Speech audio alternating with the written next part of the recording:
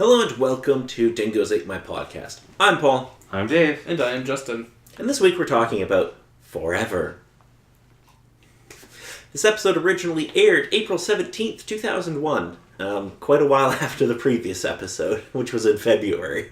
Yeah. So basically they had a hiatus. Like for a 6 while. weeks. Yeah. So this episode attracted 4.3 million viewers, which is substantially down from the previous, which hit 6 million. Yeah. So a pretty big drop. Yeah. And it's also like well below the season average. This is the lowest rated episode of the season. Well, this is also like... Coming back from a hiatus. Yeah, coming back from a hiatus, so I mean... Unless they were super fans and kept track of most of those sorts of things, it would have been, wait, Buffy had a new episode out? What the heck? Yeah, they probably would have watched it later, if anything. What? Well, it's not like you could have streamed it, Justin. Yeah, it was a far Fine. different time. Fine. 2001 sucked if you missed an episode. Yeah, well, you could have a VHS. You could record it on your VH if you remembered to. Yeah. But otherwise you were fucked.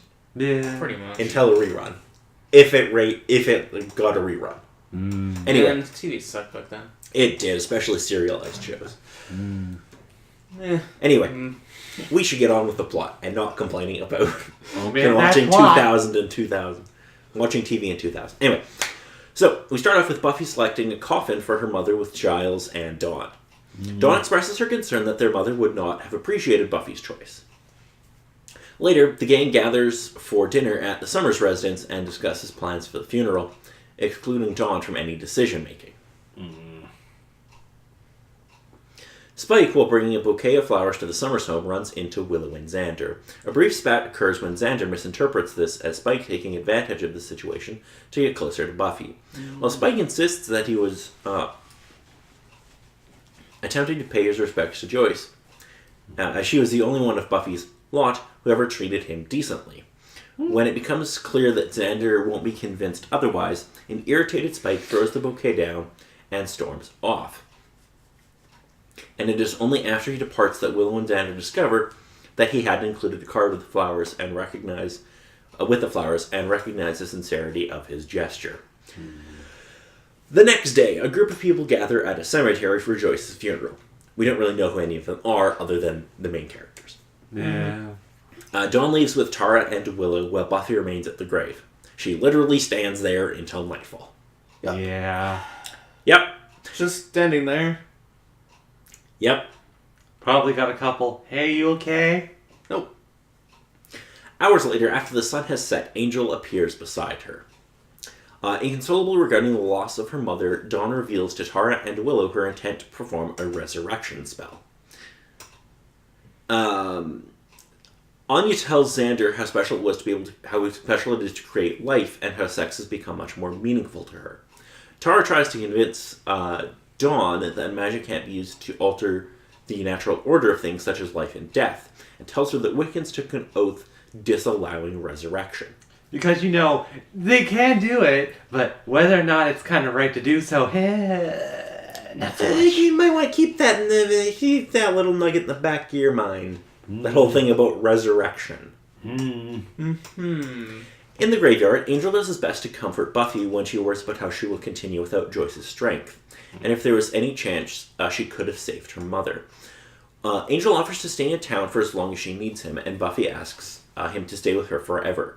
The two kiss sweetly, but pull away, knowing nothing more can happen. Buffy expresses her gratitude, and he stays with her until the sun rises. Ben encounters Jinx, saying that he will not help Glory and he is tired of her games, but accidentally makes a comment that leads Jinx to conclude that he is a human. Not wanting Glory to learn this fact, Ben stabs the minion with a knife. The next morning, Dawn is sulking over Willow and Tara's refusal to help her. As she leaves, Willow magically pulls a book out from the bookshelf to make it more noticeable. Keep that in mind as well. Notice how Willow was a little keen on helping with the resurrection thing. Willow, what are you doing? Oh man, learning about that magics. All them magics. Alone, Dawn retrieves the book, identifying the section about resurrection spells. At least Willow didn't have a bookmark there. Yeah. By the way, Yeah, thank goodness for that. Later at the magic box, Willow sneaks up to the loft after Giles tells her that's where he keeps the most dangerous books. Why you would tell a 14-year-old? That's where all the good shit is. Hey, where's all the dangerous books? Oh, it's up there. Yeah, Thank so you. don't go up there. Like, Yeah. Okay, thank you very yeah. much for the warning. So that's where I learned to conjure hellfire, huh? Now I can like- really set everything on fire with my mind or whatever. But then it's also kind of a case of everything kind of had to pan out perfectly for all the stuff that she managed to do and how much noise she made. And just the simple fact that no one kind of noticed her on the steps there where she's like, please don't notice me, please don't notice me, please don't notice me. I love how Anya gets so protective when But she's gotta Dawn's deal with gonna the be like helping out, and she's like, "Wait, you already have a helper, a paid one." Right, yeah. Dawn slips several items into her backpack. While collecting dirt from Joyce's grave that night, Dawn is caught by Spike, who recognizes her actions, but shocks her by offering to help. God damn it, Spike! Spike. Meanwhile, Giles is drinking alone at home, reminiscing while listening to old records. Spike, claiming to dislike seeing Summer's women take it so hard on the chin, makes Dawn promise not to tell Buffy of his involvement in her plans. Glory fumes about Ben after Jinx returns to her wounded, but quickly cheers up when he informs her that the key is a human. In the home of a man named Doc, Dawn and Spike receive an incantation, but learn that they need a certain demon's egg and the picture of Joyce. Doc advises Dawn that the results might not be what she wants, and that if she wishes to undo the spell, she must tear up the image. Spike takes Dawn to the demon nest, where he plays an interference with the three-headed demon while Dawn gets an egg. And it was clearly not a puppet. I don't know what you're talking about. Well, like, I like bottom those half... sorts of practical effects, though. Oh, it's great, but it's clearly a puppet. Yeah. It's not convincing in the slightest. I don't but it's care. great. I mean, at least it's not cheesy CG. This show has never done cheesy CG. I don't know what you're talking about. There was never giant bees, Justin. God. And how about that Snake Man in the first or second season? Or the mayor. Oh, that was a great effect. I don't know what you're talking about. Demon Nest, where he runs interference. Dawn gets an egg, which she drops in her haste. During their second attempt, Spike is bitten by the demon, but kills the demon. Tar realizes that a history of witchcraft is missing from their bookshelf. After concluding that Dawn took it, she and Willow, who sheepishly tries to feign surprise. He's like, I don't know. What? She must have taken. What? Oh, Willow. She's such a terrible liar. You really need to take some lessons, sweetie. Especially if you're going down that bloody road. Dawn's gonna catch on. Decide to call Buffy. Buffy hears about Dawn's spell just as she is finishing it upstairs in her room. When Buffy confronts her, the two girls get into a vicious argument about their different ways of dealing with their mother's death. Dawn accuses Buffy of being so busy arranging everything that she doesn't care that her mother is dead, earning herself a slap across the face from her sister. Yeah. Buffy immediately regrets this action and admits that she's keeping busy so she doesn't have to deal with this situation, because I can speak. English isn't that hard. It is for me sometimes. Right. Because when she stops, then her mother is really gone. During their argument, a figure emerges from Joyce's grave and walks toward the house. A shadow passes by the front window, followed by a knocking on the door. Buffy, hoping it's Joyce, rushes to answer the door. Dawn immediately realizes the inherent dangers of the spell and rips up the photo. And when Buffy answers the door, all she finds is an empty step. This is too much for Buffy, and she starts to cry, finally facing the reality of her mother's death. A sobbing Dawn hugs her, and they collapse to the floor, united in grief. Yes. So was it really her mom, or was it not? It's Schrodinger's mom. Schrodinger. Oh, Justin, you're a horrible person. It both is and not at the same time. Oh. It's true, but it's terrible. Oh, God. And they weren't able to observe it. I mean, you are technically correct. Yes. Which is the best form of correct. So Joyce will be back at some point. Flashback wise or back resurrection wise? That's what Paul wants to say. He's not telling us. So the actress will be back playing the character, but she won't be resurrected, and it won't be a flashback. Huh. Okay. Let's just say it's more of like a tricky thing. Okay, so something like I'm thinking Impersonating Joyce, kind of thing. Oh. I Not hope a it's Joyce not box? I hope it's not a robot situation. I like how we both went to that. There will not be a Joyce bot. Unfortunately. Yes, because we already had the crazy husband bot that went after Joyce, the crazy robot that went after the boy and caused all that issues a couple episodes. Okay, so a couple of things. This episode marks the first sign of Dawn's kleptomania. Keep that in mind, it'll become important. Ah, boy.